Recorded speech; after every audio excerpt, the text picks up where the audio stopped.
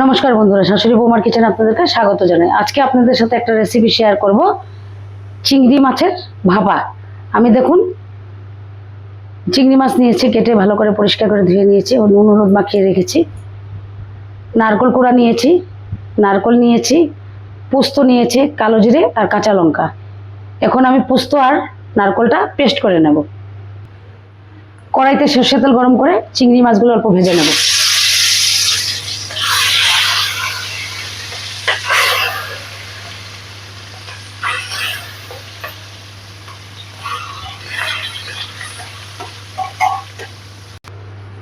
এখানে আমি 3 চামচ পরিমাণ পোস্ত নিয়েছি। পোস্তটাকে ভালো করে ধুয়ে ছাঁকনিতে ছেঁকে নিয়েছি। কিছু নারকেল দিয়ে দেব, সবটা দেব না, লাগবে না। 3টে কাঁচা লঙ্কা দিয়ে দেব। এখন আমি এটাকে ভালো করে পেস্ট করে নেব। আমি চিংড়িগুলিকে একটু বেশি ভাজবো না, অল্প খালি ভেজে নেব।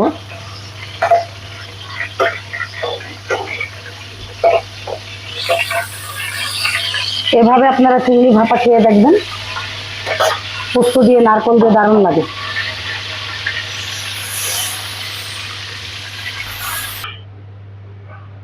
দেখুন আমি চিংড়ি মাছ ভেজে নিয়েছি। এখন এখানে আমি 3 চামচ পোস্ত নারকেল বাটাটা দিয়ে দেব।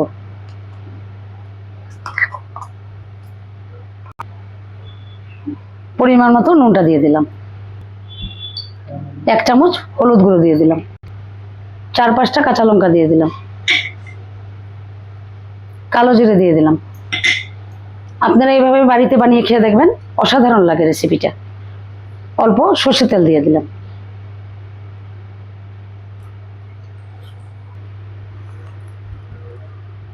অল্প কসুরি মেথি পাতা দিয়ে দেব। এখন আমি এটাকে ভালো করে মেখে নেব। দেখুন আমি সব ভালো করে ম্যারিনেট করে নিয়েছি। এখন আমি একটা স্টিলের টিফিন বাটি নেব। অল্প সর্ষের তেল দিয়ে দেব। সর্ষের তেলটা ভালো করে বাটিটার মধ্যে মাখিয়ে নেবেন।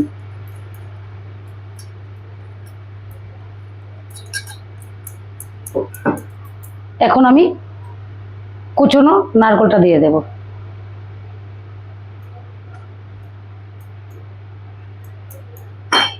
অল্প দিয়ে দিলাম।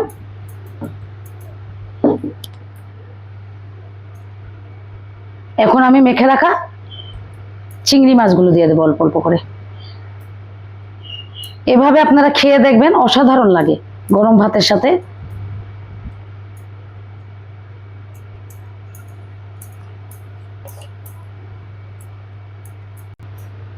এখন আমি থালটা ধুয়ে অল্প উপর থেকে অল্প জল দিয়ে দেব।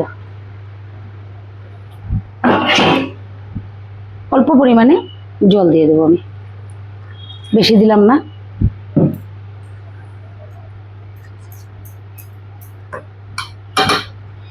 এখন উপর থেকে আবার নারকেল কোড়াটা দিয়ে দেব।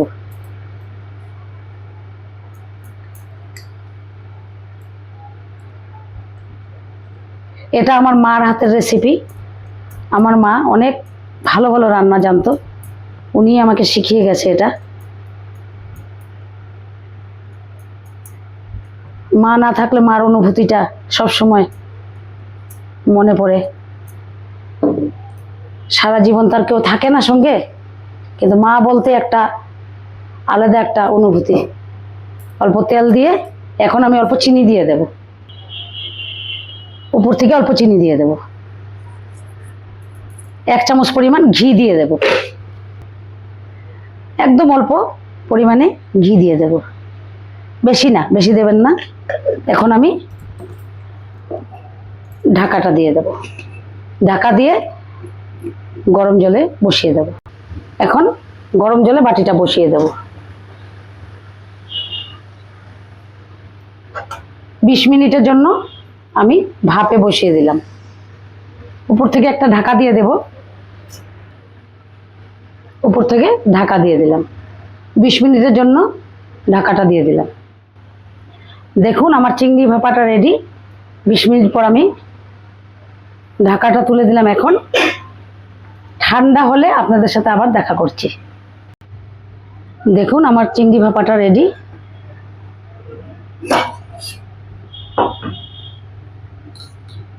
এভাবে আপনারা বাড়িতে বানিয়ে গরম ভাতের সাথে খেয়ে দেখবেন, দারুণ লাগে। আর যদি আপনাদের এই রেসিপিটা ভালো লেগে থাকে লাইক করবেন, শেয়ার করবেন, আর আমার চ্যানেলটাকে সাবস্ক্রাইব করে দেবেন। আর আপনারা বাড়িতে বানিয়ে খেয়ে দেখবেন, খেয়ে আমাকে কমেন্ট করে জানাবেন কীরকম হয়েছে।